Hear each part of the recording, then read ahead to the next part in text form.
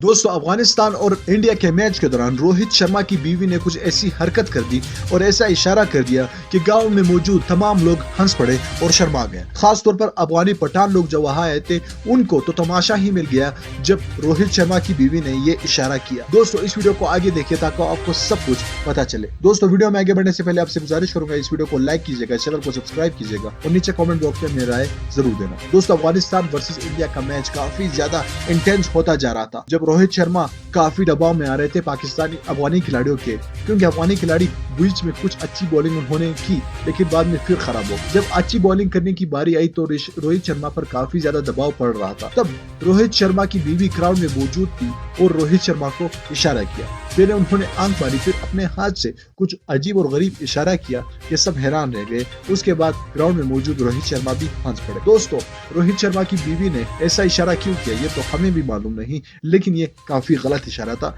और ग्राउंड में एक हलचल मच चुकी थी ये इशारा देखकर। खासतौर पर जो पठान वहां आए थे वो सब हैरान रह गए और जोर जोर से नारे शुरू कर दिए। फिर बाद में वो ग्राउंड से चली गई क्योंकि काफी ज्यादा क्राउड ने उनके बारे में बातें शुरू कर दी और नारे लगाना शुरू कर दिया। दोस्तों, इस वीडियो को लाइक कीजिएगा, चैनल को सब्सक्राइब जरूर करना और नीचे कमेंट बॉक्स में अपने राय से हमें आगाह कीजिएगा। मिलना चाहूंगा आपसे अगली वीडियो में, तब तक के लिए इजाजत दीजिए। अल्लाह।